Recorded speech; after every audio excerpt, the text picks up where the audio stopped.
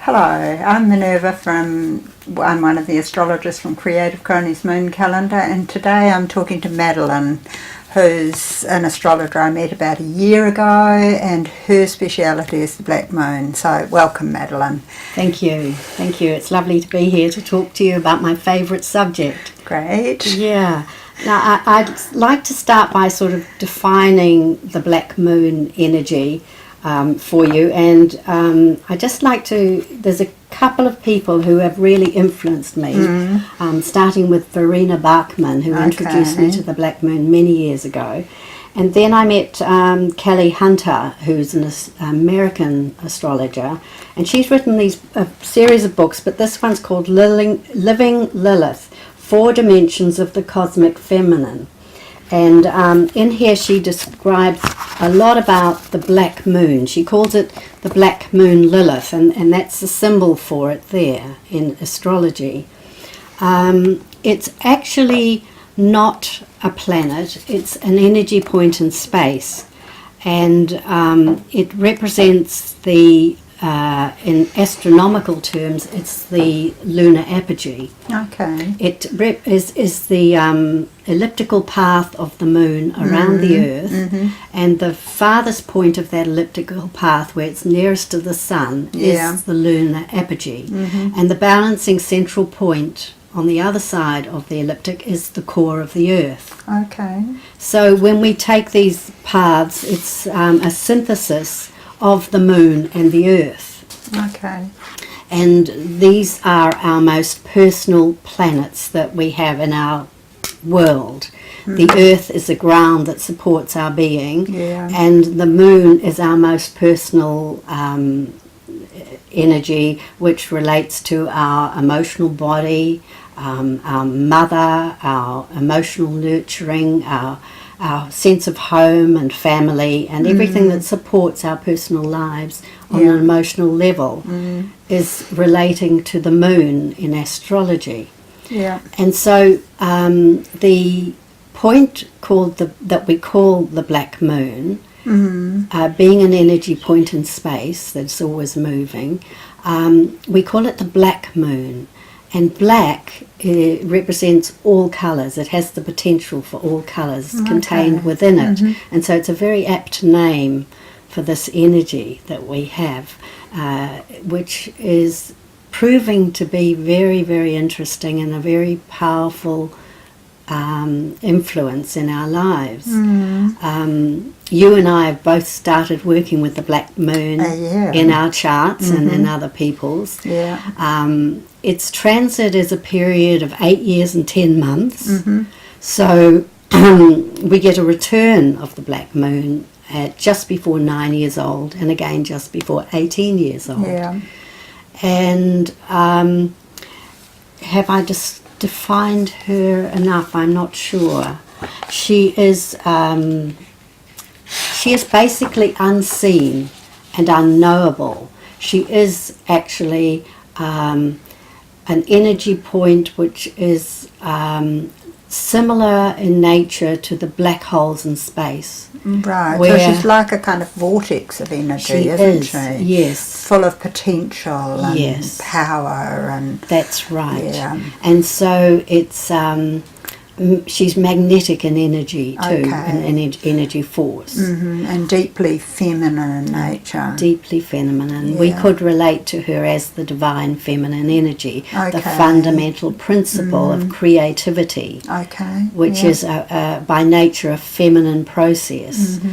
And also the fact that she's unseen and unknowable, she is actually a place of mystery and magic, and the fact that she's unknowable is part of her power, because it's like as if she has the potential to create anything in the universe from that place, anything in our personal worlds. And when we have the return of the black moon to our birthplace position, this happens at 8 years 10 months, we often find, looking at our charts, that this is a time when our world suddenly opened up and we moved into a new creative cycle in our lives, where our world expanded into a new world that was very different to the world we knew up to that point. Yeah, okay. And can you relate to this? Yeah, I definitely can relate to that. I mean, I started wearing glasses at about that age, and it really expanded my world. I could see the blackboard, which I hadn't been able to do before at school, and I could read signs out on the street, and it was just, I remember walking out of the optometrist, it was just a wonder to actually see everything clearly. Right. So this whole world of information opened up to me, and it was really exciting. It really would have. Yeah, and again, you know, the next cycle was around the time I left home and went off to study in a different city, and I'd grown up in a small provincial town, so that really opened up my world too, you know, to a more social, more exciting time in my life. So it's almost like there's a time when you can start becoming a completely new person in a way. Yeah, you kind of reinvent yourself during the cycles of Black Moon, don't you? Exactly, yes. Yeah. And if we don't take these steps, if we are too governed by fear, we can limit how much we go into the creative cycle and expand to our potentials. But almost 9 years you're going to have another experience of this energy. This is the natural creative cycles of life, which is the natural flow that is a feminine principle, that we do get new times to do this. Okay. But if we You're saying there's another side to this, aren't you? Yes, there is. Yes, you know, exactly. Not only is it a time of expansion, but it can also be a time of withdrawal or closing down on ourselves and getting stuck in our fears. That's right. So that's kind of the shadow side of Black Moon as well. And there is a shadow side to every position and sign of Black Moon in the chart, exactly. So Black Moon relates to the psychological processes within us, and as Jung described the shadow, it's that place where we put the parts of ourselves that we don't own. Okay. And these can be the parts we don't like, but they can just as much be the parts of us which are our talents and our gifts that we're not owning. Or that in some ways we haven't been encouraged in. Yes. Do you think that's possible? You know, that someone anything, said, oh, that's not good enough. So we've hidden that good part of that talent of our own away. Yeah, and so there's an underlying fear at acknowledging that part or owning that part of ourselves. And the Black Moon energy is giving us opportunities to reclaim our feminine selves, our creative selves, the creative child within, to re-own that part. But she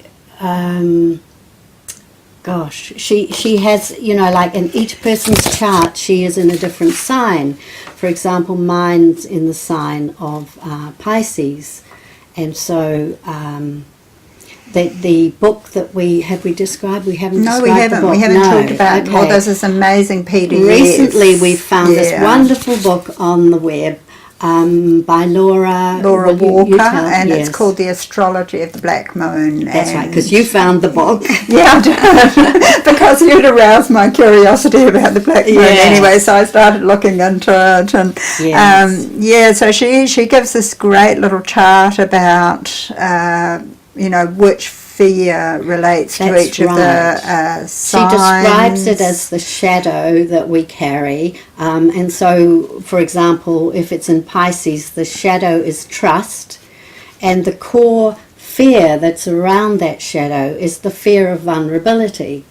And therefore, in my case, I may appear to be very competent and capable and not needing any help from anybody and not showing my vulnerability.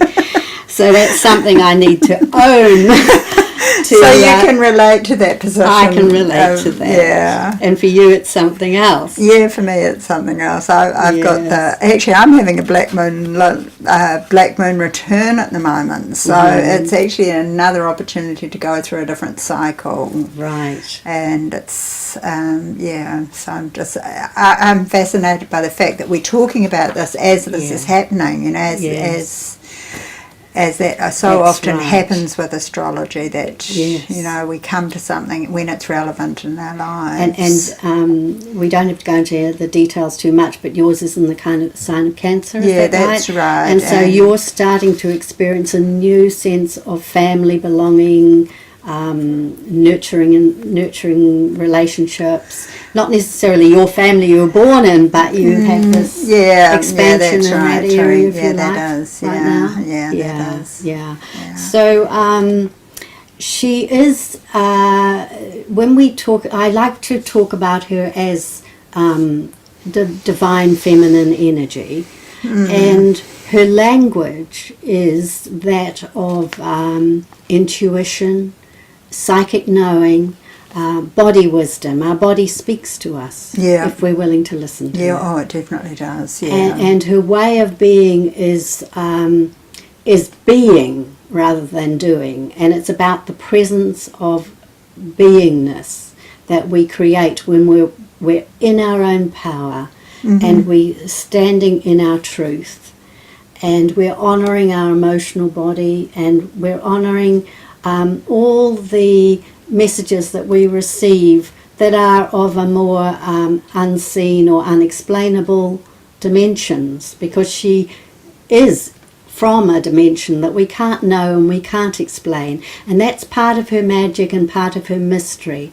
And I suppose what I'm saying is that this part of life that we're not meant to know, it's meant to be mystery, it's meant to be magic. Right, it's kind of the miracle of existence, isn't it? Yes, that's right. And also there's a sense of that there is timing, there is natural timing in creative processes. Right. And the beginning of any creative process, there's a need to be in the dark. Well, we're talking about the need to allow time just to be, and to trust that things are happening, changes are happening, and they will come to light, or, as I say, into consciousness when they are ready, natural sequence, in their own natural time. Yeah, okay. And this is the ways of honouring the feminine. And so the black moon is very interesting when we start looking at our personal transits in our chart. Right, and we've done that recently with a couple of friends and family, haven't we? So that has been quite fascinating, and even in our own charts it's really fascinating, like particularly black moon across the IC seems to be very significant for both of us. When the black moon went over the IC, it was huge change time in my life and yours. Yeah, and that's right, it seemed to be huge change time in my life as well. And really for me it was a starting out on my soul journey, I call it the heroine's journey, which is about starting to go more inwards for my answers, being guided and risking going into new worlds, and just listening and being open and just following, and really being guided by my heart rather than my head. And having intuitive guidings, and when you're on that path of that heroine's journey, it's about learning to trust in things that you can't fully understand, like intuitive knowing, or a psychic message, or dreams can guide us when we're on those paths too. Right, and maybe that's especially significant for you with Black Moon and Pisces. That's right. Learning to trust those realms has been huge for me, because I was very good at maths when I was young, and so learning the logical brain way of thinking was very much developed in me. And so this is going to the opposite side of that. Right. And of course astrology has opened up a whole new world of way of looking at the world for me. To me it is a universal language of energy. Okay. And just like mathematics is a pure energy language that's used by science, alongside of that, astrology is a language of energy to understand the human condition. Yeah. Yeah, and absolutely. It's brilliant for that. It's amazing. I mean, we don't have to argue about that at all. Well, we're converted to that, aren't we? It's really a tool for me. It is a tool. And you know, I think when I first got into astrology, what I loved most about it was that it helped me to understand who I was and to accept who I was. Yes. You know, it's like, oh, that's why I'm like that. Yeah, you know, okay, right. it makes sense to me now. I'm not so weird. No. And what a wonderful tool to understand your partner as well. Yeah, you know, exactly. because all your children, all your parents, anyone in your life. It's wonderful. Well, we're getting away from the black moon here, aren't we? Right. So, what other essential things do we need to say about the black moon? Because really, we're just introducing people to the idea at the moment and opening them up to the idea of exploring a little bit further themselves. Sure. Yeah. Let me see. I had a little page here where,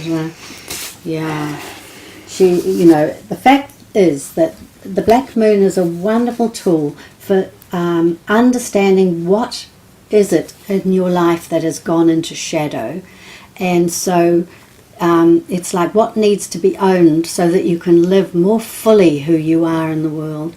And for me, it's about balancing out our masculine side in ourselves, which is very much developed through the school system and our society's value systems, balancing that out with an honouring and strengthening of the feminine experience of life. Yeah, and the more intuitive side. Yeah, it's honouring our emotional realms, and because it honours the need to go into a space of darkness at times as well. So sometimes there's a need to retreat from the world, to incubate, shall we say. Yeah, and collect ourselves. Yes, and one of the signs that we need this space is that we may fall into a depression, say.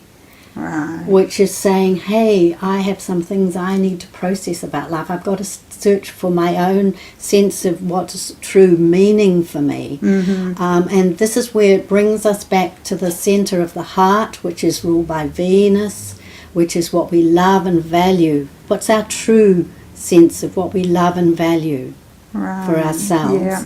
And when we're owning that in ourselves, then we take ourselves into the world from a place of empowerment of who we are, what our worth is, because we know it in ourselves. When you know the worth of yourself, then other people can see it in you more easily. Right, and it's easier to give you gifts in the world, isn't it? Yeah, if you're strong and empowered from within. But often it means we have to have taken a little bit of a path into the darkness, into the darker realms of our own inner being, right, and to reclaim all the things that we might fear facing. But in this reclaiming process, we discover the gifts of the truth of who we really are. Right, so there are treasures hidden there in the darkness, aren't there? There are always treasures hidden in the darkness. So this is a journey well worth taking. Yes. But it requires courage. It does. And risk-taking. Yeah. But not in the sense of the warrior who goes to battle. No. But in the sense of the heroine who's willing to journey into the dark night of the soul. Like into the dark forest. Yes. And to be there. Allow some time just to be. And to sense what the body wisdom says to you. Yeah. If we speak to our bodies, if they're ailing, they will tell us, they will talk to us. They will guide us if we really, really listen. And so it's about gaining strength of this aspect of life. So it's really wonderful. I was looking at some personal transits, and I discovered that when the black moon was going over my Saturn, I married my husband that very day when it was exact. And then when the black moon was going over the IC, which is the deepest, darkest, lowest point in the chart, I separated from him, and it was a sudden ending, and that was like the beginning of a whole new life for me, opening up. Yeah. Where you can't go back, and you have to go forward into a new world Right. from a new position. And so those are two little examples of the power of the transits of the true black moon. I'm working with the true black moon. There is a mean black moon you can look at too, but I like to work with the true black moon position. Yep. And that's just two examples, and I mean, it's quite powerful. We do find, both of us, that when black moon transits over the IC, which is the darkest point in the chart, Right. Yeah. transit by the darkest point in the universe. Yeah, related to I've our person. definitely gone through, a huge doorway where I haven't been able to go back to my old life. I've just completely come back and had to Right. remake my life Yes. after a transit across the IC and coming up to my natal black moon in the 5th house. Yeah. So there's lots to discover about how the black moon operates in your chart, but we recommend that you have a little read of the book that we mentioned, and also Kelly Hunter's books, especially to do with the black moon, not the dark moon or the Lilith asteroid, but the black moon energy point is the one that we're talking about here today. Yeah, that's right, because sometimes it's called black moon Lilith, isn't it? Yeah. But there are other Liliths. There's the asteroid Lilith, and there's another dark moon Lilith, isn't there? Yeah, because what I'm talking about is like the essential divine feminine energy and how it operates in creating new creative cycles in your life. When the transits happen, this is what happens. And the feminine energy has many faces in astrology. We have Venus and we have the moon, and we have all the asteroids. Years ago. Lots of asteroids that describe different aspects of the feminine. So it's expanding all the time, our consciousness of what feminine energy is. Some of the dwarf planets that have been discovered since 2000. That's right. And it's great. I think Eris is considered feminine, is she? Yes, yeah. So there's a lot of complexity to it, which there is to most things as you delve into them, but this is more the essential primary energy force that is bigger than all of that. It's the place before duality where it contains the potential for new creativity. Fantastic. So it really is a big story. Yeah, interesting really. to explore. Yes. And actually, you're planning a book that's based on some of this, aren't you? I am, and it started with me wanting to write about my own, what I call a heroine's journey, which started in 1989. And it took 22 years to complete, so it's only now I'm able to step back and start writing about it. Oh, well, that'll be something to look forward to, Yeah, won't it? so I'm working on that, but Yeah. it's a little bit too big yet to call it a book because it's all over the place. Oh, well, I'm So sure we'll you'll see. get it all together. Yeah. Okay. Okay. So that's an introduction for you to the Black Moon. I hope that's made some sense to you. Oh, thank you very much, Madeline. I really appreciate it. It's great. Well, it's a pleasure. Thank you too. Okay. Okay.